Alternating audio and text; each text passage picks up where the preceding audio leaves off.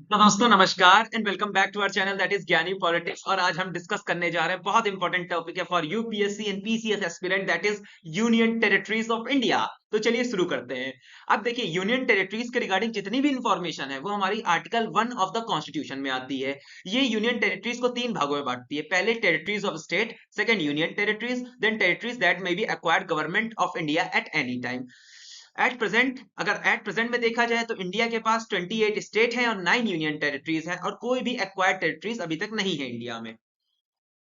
तो दोस्तों अब हम डिस्कस कर लेते हैं how the concept of union territories come in India, इसका इवोल्यूशन कहां से हुआ है। फर्स्ट ऑफ ऑल, ये ब्रिटिश रूल के टाइम से ही यूनियन टेरिटरीज का कॉन्सेप्ट आ गया था भारत में। अब देखिए, उस टाइम पे जो सर्टेन एरिया था कॉन्स्टिट्यूट करके एक शेड्यूल्ड डिस्ट्रिक्ट बनाया गया 1874 में, और उसको लेटर में नाम दिया गया चीफ कमिश्नर प्रोविंसेस। अब आफ्टर इंडिपेंडेंस जो ये चीफ कमिश्नर प्रोविंसेस थे इनको दो कैटेगरी में बांटा गया, part see that is state and part D that is territories. अब देखिए, आफ्टर इंडिपेंडेंस, आफ्टर 1956 कॉन्स्टिट्यूशन में कुछ अमेंडमेंट एक्ट लाए गए। जैसे हमारा 7th कॉन्स्टिट्यूशनल अमेंडमेंट एक्ट था जिसमें यूनियन टेरिटरीज का स्थापना हुई, और फिर हमारा स्टेट रिकॉग्नाइजेशन एक्ट था जिसमें स्टेट की स्थापना हुई।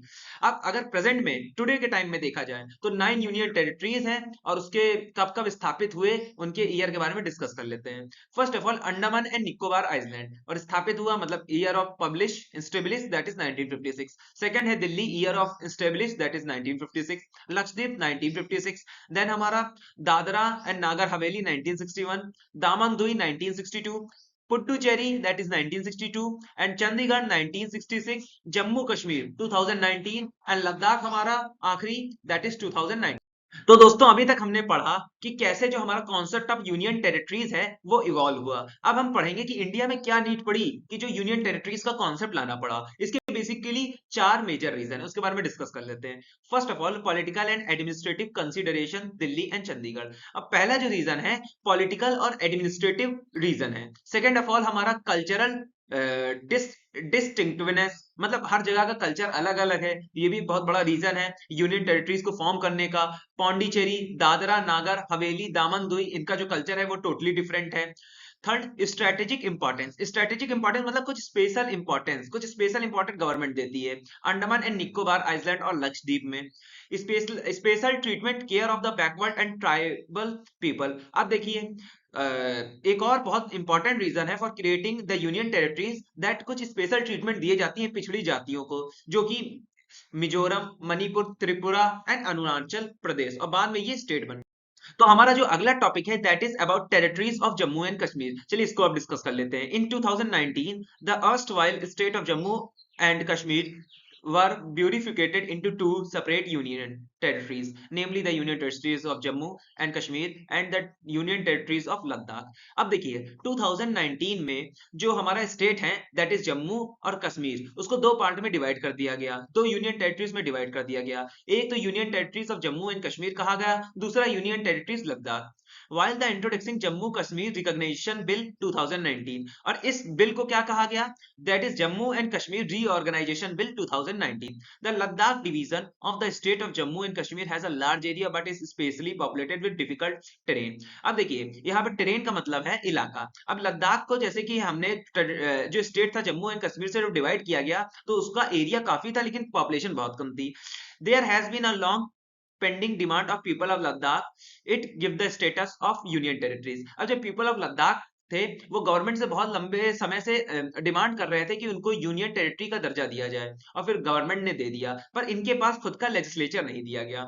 Second, further keeping in view the prevailing internal security situation fueled by cross-border terrorism in the existing state of Jammu Kashmir, a separate union territories of Jammu Kashmir is being created. अब देखिए दोस्तों, जैसे कि लद्दाख की एक separate union territories बना दी गई, वैसे जम्मू एंड कश्मीर की एक सेपरेट यूनियन टेरिटरी बना दी for our internal security reason, सुरक्षा की नीतियों को देखते हुए।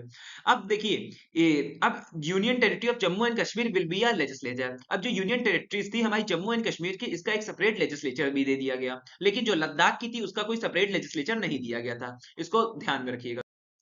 दोस्तों हम डिस्कस कर लेते हैं कि यूनियन टेरिटरीज अपना फंक्शन कैसे रन करती हैं, administration of the union territories. अब जो एडमिनिस्ट्रेशन से रिलेटेड टॉपिक है यूनियन टेरिटरीज के, वो आते हैं आर्टिकल 239 से लेकर 241, part 8 of the constitution deal करता है। Even though all the union territories belongs to one category, there is no uniformity in their administrative system. अगर देखा जाए जो हमारी 9 यूनियन टेरिटरीज है वो एक ही कैटेगरी को बिलोंग करते हैं, लेकिन इसके बाद भी जो इनका प्रोसीजर है उसमें कोई यूनिफॉर्मिलिटी नहीं मिलती है. Even union territories is administered by the president acting through a administrator appointed by him. अब देखिए यूनियन टेरिटरीज एडमिनिस्ट्रेटेड की जाती है, मतलब इसका जो प्रोसेस है रन किया जाता है प्रेसिडेंट के द्वारा, और प्रेसिडेंट अपॉइंट करता है एक administrator for performing functions. And administrator of a union territories is a agent, he is not the head of the state. अब देखिए जो एडमिनिस्ट्रेटर होता है जिसको जो प्रेसिडेंट अपॉइंट करता है फॉर यूनियन टेरिटरीज के लिए, वो एक प्रकार का क्या होता है, एक एजेंट होता है प्रेसिडेंट का, हेड नहीं होता है like governor. The president can specify designation of an administrator. अब जो प्रेसिडेंट है हमारा इंडिया का, वो यूनियन टेरिटरीज के लिए जो एडमिनिस्ट्रेटर अपॉइंट करता है उसकी डेजिग्नेशन भी अपनी इच्छा अनुसार तय करता है. और ये 3 प्रकार की हैं. First, lieutenant governor, chief commissioner, administrative. At present अगर आज के टाइम पे देखा जाए तो लेफ्टिनेंट गवर्नर कौन कौन सी यूनियन टेरिटरीज में, उसमें डिस्कस कर लेते हैं. तो प्रेजेंट टाइम में जो लेफ्टिनेंट गवर्नर का डेजिग्नेशन है वो दिल्ली में है, पौंडीचेरी में है, अंडमान निकोबार, जम्मू कश्मीर, लद्दाख. अब देखिए administration in case of Chandigarh, Dadra, Nagar Haveli, Daman Diu and Lakshadweep, the president can also appoint the governor of the state as the administrator of adjoining union territories. अब देखिए जो हमारी चंडीगढ़ है, दादरा है, नागर हवेली है, दामन दुई है, तो इसमें जो डेजिग्नेशन है एज अ एडमिनिस्ट्रेटर की है, जो पर्सन अपॉइंट किया जाता है प्रेसिडेंट के द्वारा. And president can appoint the governor of state. अब कहीं कहीं यूनियन टेरिटरीज पे जो प्रेसिडेंट है गवर्नर ऑफ स्टेट को भी अपॉइंट कर लेता है एज अ एडमिनिस्ट्रेटर, और कहाँ पे, जहां पे एडजॉइनिंग, दो यूनियन टेरिटरीज की एडजॉइनिंग होने लगती है. और ये गवर्नर की खुद की चॉइस होती है कि वो कौन सी डेजिग्नेशन देता है एडमिनिस्ट्रेटर को, और ये डिपेंड नहीं करती है as a council of ministers पे. तो दोस्तों आखिरी जो हमारा टॉपिक है इस वीडियो का, that is special provision of Delhi. So शुरू करते हैं. The 69 constitutional amendment act 1991 provide a special status to union territory of Delhi. अब देखिए जो हमारा 69 कॉन्स्टिट्यूशनल अमेंडमेंट एक्ट था, जिसे जो लागू हुआ था 1991 में, इस एक्ट ने एक स्पेशल प्रोविजन प्रोवाइड किया दिल्ली को, and redesignation as the national capital territory of India. और उसको एक पद दिया गया, जैसे कि कहा जाता है national capital territory of India, that is Delhi. It created a legislative assembly and a council of minister. अब यहाँ पे लेजिस्लेटिव असेंबली भी क्रिएट की गई है और काउंसिल ऑफ मिनिस्टर्स भी क्रिएट किए गए हैं. Delhi had a metropolitical council and a executive council. और दिल्ली के पास एक प्रकार की मेट्रोपॉलिटिकल और एग्जीक्यूटिव दोनों प्रकार की काउंसिल हैं. The strength of the assembly is fixed at 70 member directly elected by the people. अब जो ये काउंसिल्स हैं हमारी, that is metropolitical council and the executive council, इसकी स्ट्रेंथ फिक्स्ड है 70 मेंबर्स की. और ये मेंबर्स कैसे इलेक्ट किए जाते हैं? Direct elected by the peoples. The election are conducted by the election commission of India.